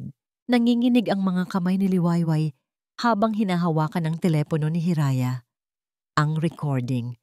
Ang ebidensya na si Hiraya ay nagbabalak na patayin si Sinag at na may mas malaking plano ang 4 na gulong. Ang bawat salita sa recording ay nagpapatunay sa kanyang mga hinala. Matapos makatakas si Hiraya at matapos masiguro na ligtas si Ligaya, lumabas siya ng ospital. Ang kanyang isip ay gulong-gulo. Kailangan niyang hanapin si Sinag. Alam niya na nasa panganib ito. Alam niya na si Hiraya ay hindi magdadalawang isip na saktan ito. Ngunit saan niya hahanapin si Sinag? Naalala niya ang sinabi ni Ligaya tungkol sa lumang bodega ni Mateo. Ang lugar kung saan marahil ay nagtago si Mateo ng mga ebidensya. Posible kayang nandoon si Sinag? Kaya kahit na bahagyang sugatan pa si Ligaya at kahit papuno ng takot ang kanyang puso, kinailangan niyang kumilos. Kinausap niya ang ilang matatandang kaibigan ni Mateo sa baryo ng Payapa, mga taong naging biktima rin ng 4 na gulong. Ikinuwento niya ang lahat. Ang recording, ang plano ni Hiraya, ang panganib kay Sinag. Ang mga ito ay nagalit din sa 4 na gulong at sumang-ayon na tulungan siya. Kailangan nating kumilos ngayon, sabi ni Liwayway. Ang kanyang boses ay matatag, puno ng determinasyon. Ang buhay ni Sinag ay nasa panganib. Dali-dali silang nagtungo sa lumang bodega. Ang kanilang mga puso ay bumibilis. Sa bawat hakbang, naramdaman ni Liwayway ang lumalakas na koneksyon kay Sinag. Ang kanyang pagdududa ay nawala na. Ang pagmamahal niya kay Sinag ay totoo at kailangan niyang iligtas ito. Nang makarating sila sa bodega, nakita nila ang kotse ni Sinag sa labas. At sa loob, narinig nila ang mga boses. Ang boses ni Sinag at ni Hiraya. Ang tunog ng galit at tensyon.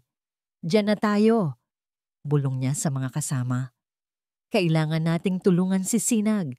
Sumugod sila papasok sa bodega. Nang mag-alinlangan si Hiraya, alam ni Sinag na may pag-asa pa.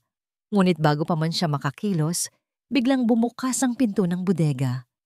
"Hiraya!" Sigaw ni Liwayway. Ang kanyang boses ay puno ng galit at takot. Nagulat si Hiraya. Nilingon niya.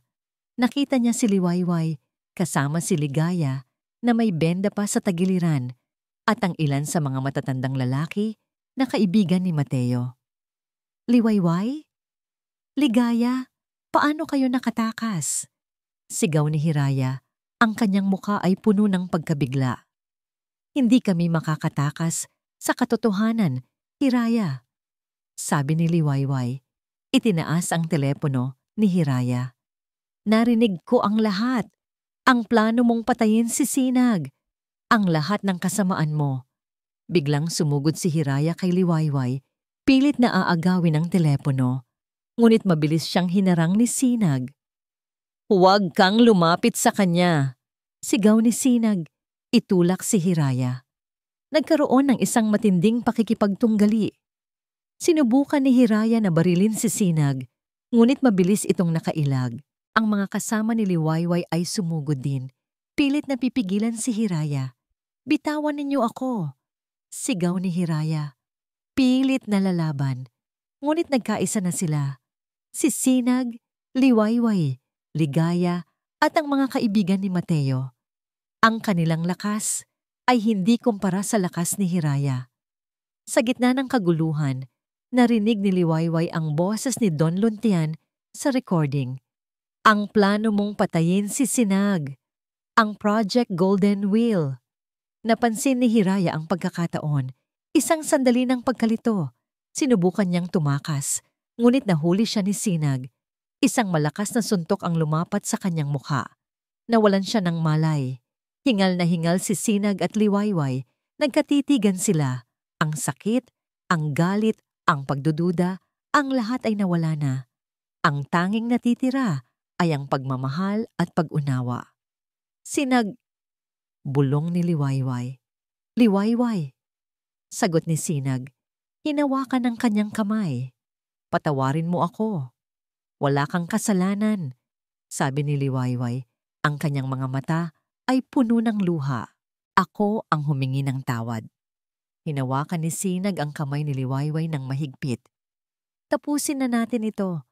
Ang 4 na gulong, si Don Luntian, ang lahat ng kasamaan nila. Ngunit habang nagsasalita si Sinag, biglang may narinig silang tunog. Isang alarm, ang telepono ni Hiraya. Sa pag-aaral ni Sinag sa mga dokumento, nalaman niyang mayroong isang dead man switch, si Hiraya, isang alarm na mag-a-activate kapag hindi siya nakapag-confirm sa loob ng isang takdang oras. At ang alarm na yon ay direktang nakakonekta kay Don Luntian. Nalaman na niya, bulong ni Sinag.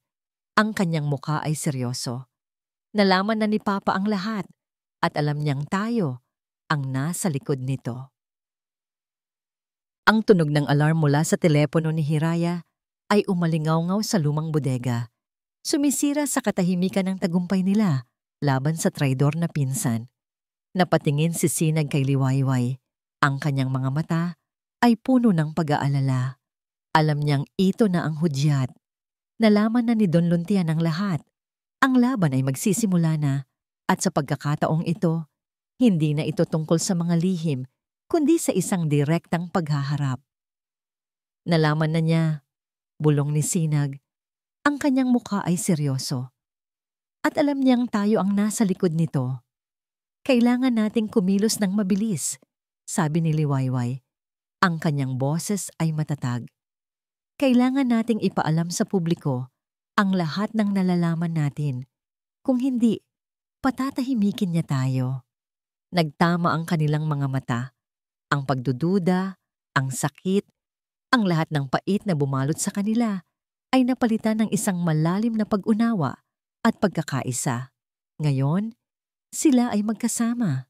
Bumalik sila sa hasyenda ng dilim, bit-bit ang lahat ng ebidensya, ang diary ni Mateo, ang mga dokumentong nakuha ni Sinag sa bodega, at ang recording mula sa telepono ni Hiraya.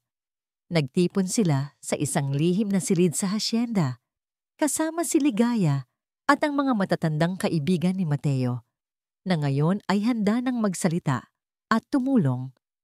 Kailangan natin ng tulong mula sa labas, sabi ni Sinag. Isang tao na hindi kayang bilhin ng pera ni Don Luntian. Naalala ni Ligaya ang isang batang reporter na palaging naghahanap ng kwento tungkol sa korupsyon sa kanilang bayan, ngunit palaging binaliwala. May kilala akong isang reporter, si Mang Ray. Matino siyang tao. Hindi siya kayang bilhin. Kaya't lihim nilang kinontak si Mang Ray. Nag-set up sila ng isang lihim na pulong sa isang inabandonang warehouse sa labas ng bayan. Pagdating ni Mang Ray, nakita niya ang mga tambak ng ebidensya. Ang kanyang mga mata ay nanlaki sa bawat pahina na kanyang binabasa, sa bawat audio clip na kanyang pinakinggan. Ang kwento ng 4 na gulong, ang mga krimen ng pamilya Valesco, ang pagdurusa ng mga Santillan, ang pagtataksil ni Hiraya, lahat ay nagkonekta. Hindi ako makapaniwala, bulong ni Mang Ray. Ang kanyang boses ay nanginginig. Ang lahat ng ito ay isang malaking balita, isang malaking eskandalo. Kailangan mong ilabas ang lahat ng ito, Mang Ray, sabi ni Liwayway. Ang kanyang boses ay puno ng pakiusap. Para sa mga magulang ko, para kay Mateo, para sa lahat ng biktima nila. At para sa katotohanan, dagdag ni Sinag, kailangan ng bayan na malaman ang totoo. Nag-alinlangan si Mang Ray. Alam niya ang panganib na dala ng paglalantad sa pamilya Valesco. Ngunit sa kanyang mga mata, nakita niya ang determinasyon nina Sinag at Liwayway, ang kanilang tapang, ang kanilang pag-asa. Gagawin ko, sabi ni Mang Ray, tumayo. Ang kanyang muka ay seryoso. Hindi ko hahayaang manalo ang kasamaan, ngunit kailangan nating mag-ingat. Maraming koneksyon si Don Luntian at nagsimula ang kanilang laban. Mabilis na nagtatrabaho si Mang Ray, inihahanda ang kanyang istorya. Ang mga biktima ng 4 na gulong, kabilang ang mga matatandang kaibigan ni Mateo, ay nagbigay ng kanilang mga testimonya. Ang lahat ng ebidensya ay inilatag. Samantala, sa hasyenda ng dilim, nalaman ni Don Luntian ang pagtakas ni Hiraya at ang kanyang mga lihim na plano. Nalaman din niya ang tungkol sa mga dokumento ni Mateo. Ang kanyang galit ay umapaw. Ang traidor na yan, sigaw ni Don Luntian. Sinira ang lamesa. At si Sinag, ang sarili kong anak, nagtataksil sa akin. Papa, kailangan nating kumilos ng mabilis, sabi ni Tala. Ang kanyang muka ay puno ng takot. Kung malalaman ng lahat ang mga sikreto natin, hindi ito mangyayari. Matigas na sabi ni Don Luntian. Hindi ko hahayaang sirain nila ang lahat ng pinaghirapan ko. Tala, tawagan mo ang lahat ng koneksyon natin. Ang mga hukom, politiko, lahat. Bawal lumabas ang anumang impormasyon na magpapabagsak sa atin. At hanapin mo si Sinag at Liwayway. Patatahimikin natin sila. Ang tensyon ay lalong lumala.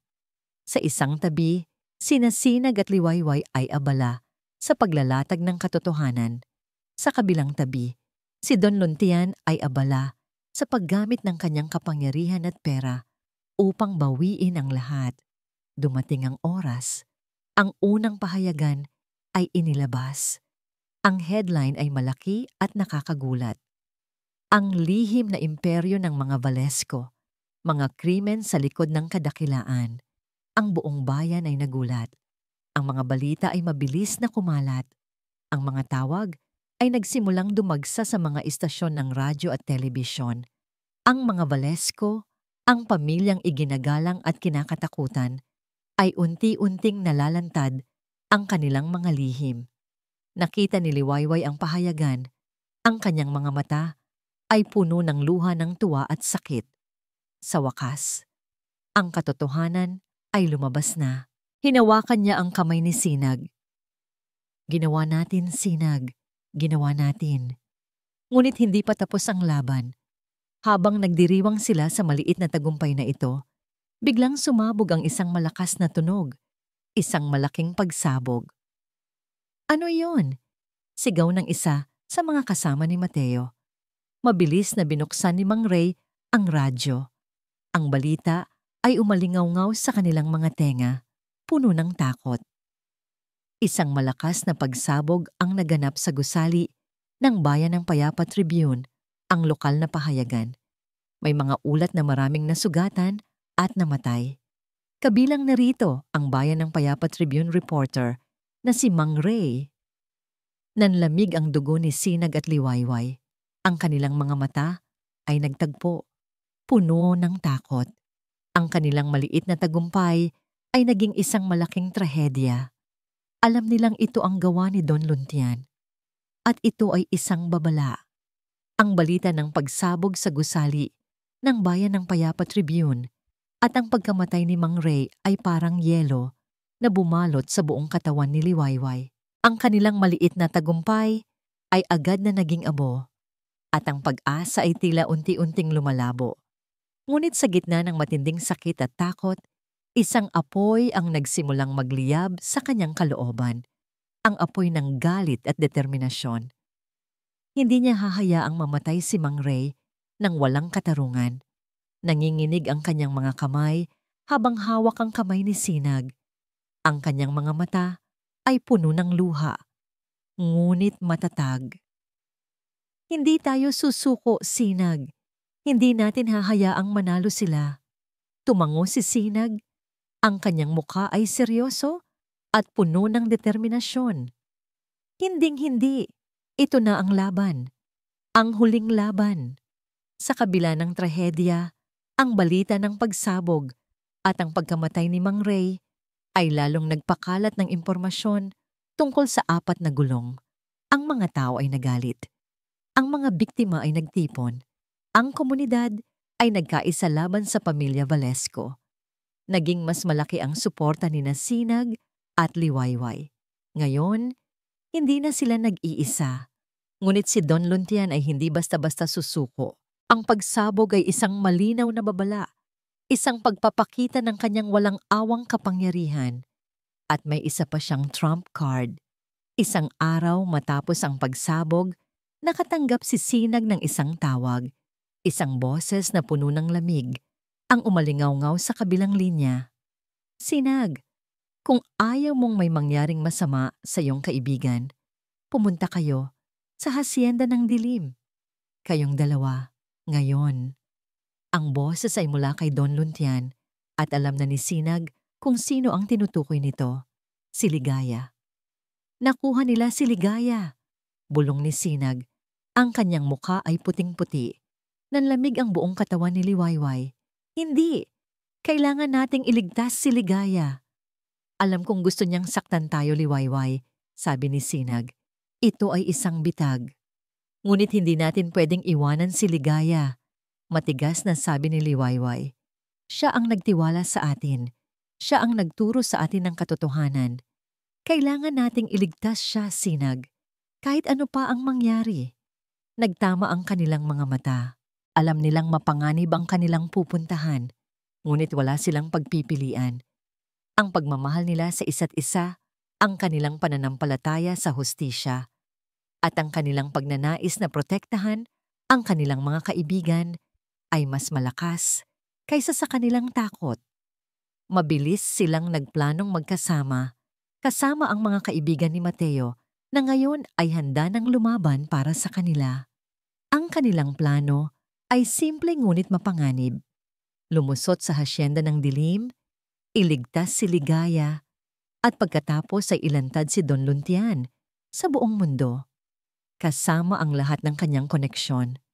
Nang gabing iyon, ang hasyenda ng dilim ay tila mas naging madilim kaysa dati.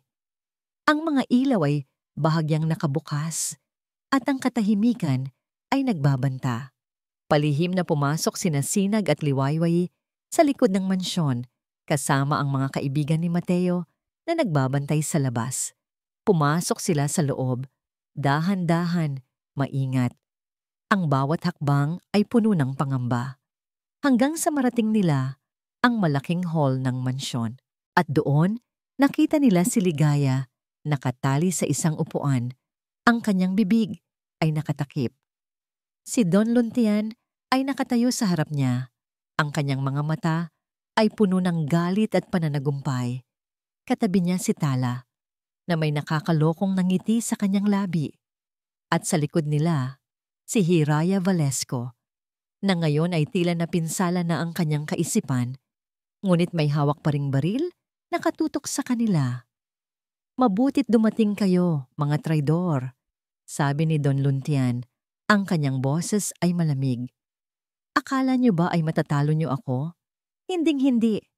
Ang 4 na gulong ay mananatili at kayong dalawa ay magsisilbing babala sa lahat ng magtatangkang kalabanin ako. Hindi mo kami matatalo, Papa, sabi ni Sinag. Ang kanyang boses ay matatag. Ang katotohanan ay mas malakas kaysa sa anumang kasamaan na nagawa mo. Katotohanan? Tumawa si Don Luntian, isang tawa na walang kaluluwa.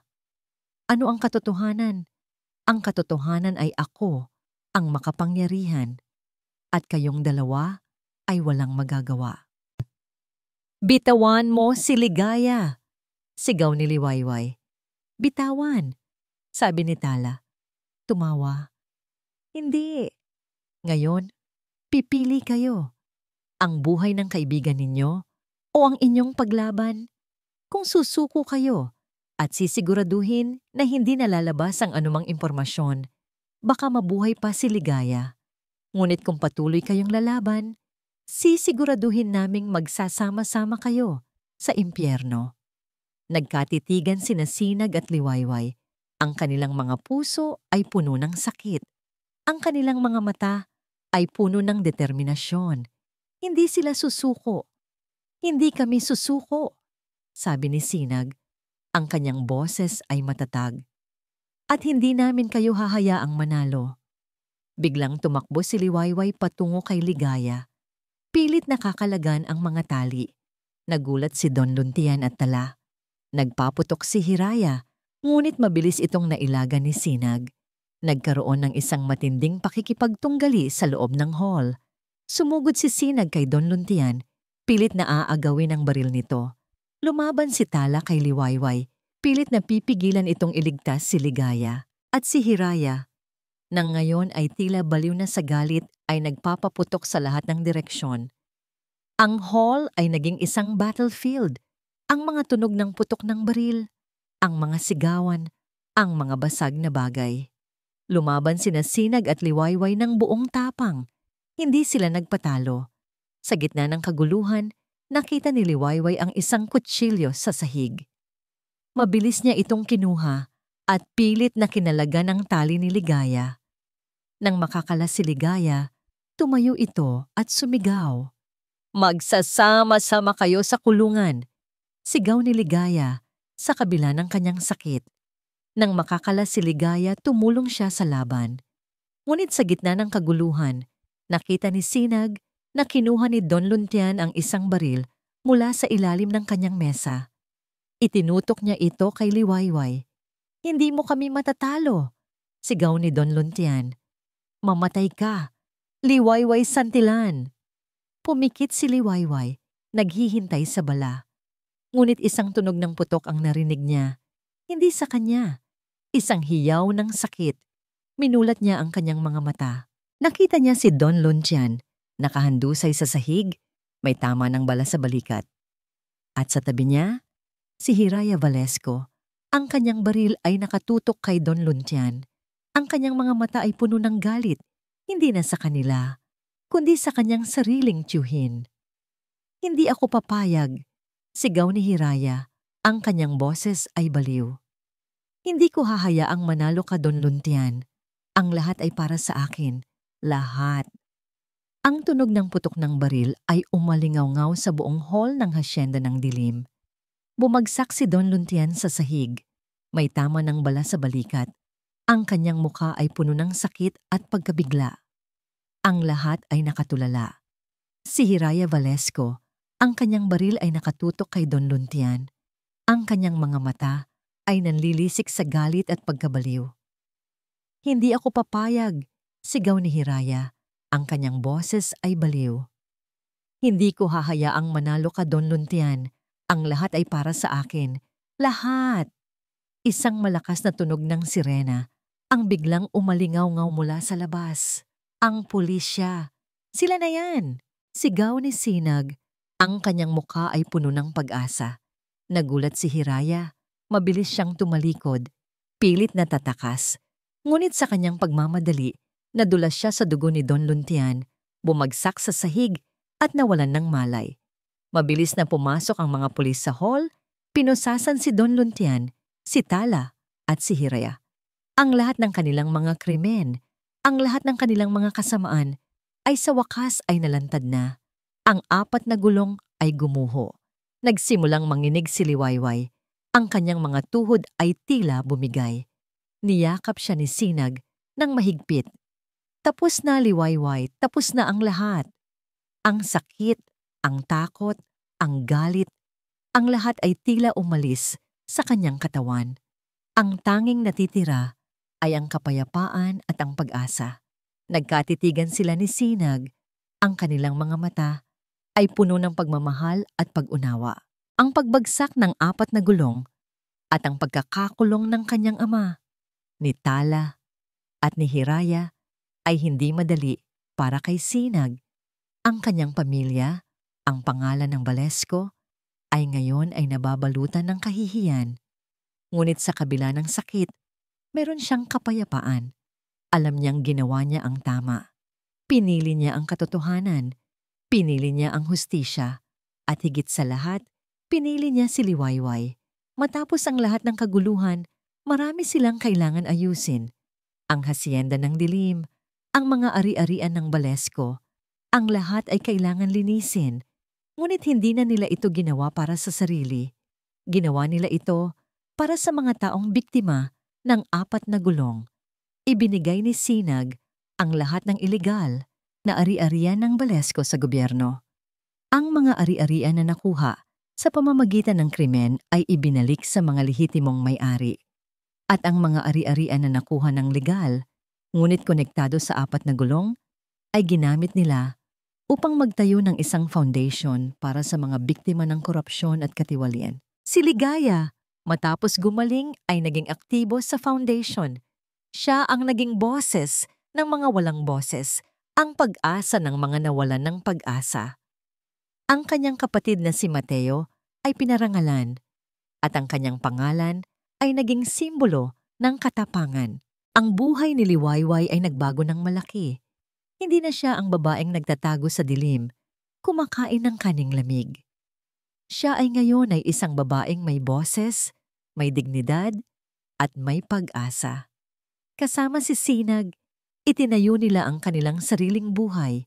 Malayo sa hasyenda ng dilim, pinili nila ang isang simpleng pamumuhay sa isang maliit na bayan, kung saan ang liwanag ng araw ay palaging sumisikat. Isang umaga, nakaupo sila ni Sinag sa isang burol, tinitingnan ang pagsikat ng araw. Ang kanyang kamay ay mahigpit na hawak ni Sinag. "Naalala mo, Sinag," sabi ni Liwayway, "dati, ang pagsikat ng araw ay parang paalala lang sa akin ng isa pang araw ng pagdurusa. Ngunit ngayon," ngumiti si Sinag, "ngayon, ang pagsikat ng araw ay paalala ng isang bagong simula, ng isang bagong pag-asa, ng ating pagmamahalan at ng katotohanan." Niyakap ni Liwayway si Sinag ng mahigpit. Ang lahat ng sakit, ang lahat ng pait, ang lahat ng nakaraan ay tila naglaho na. Ang tanging natitira ay ang pagmamahal na ito, ang pagmamahal na dumaan sa apoy, dumaan sa dilim, at ngayon ay lumabas na mas malakas. "Salamat, Sinag," bulong niya. "Salamat sa lahat." "Hindi, Liwayway," sabi ni Sinag, hinalikan ang kanyang noo. "Salamat sa iyo.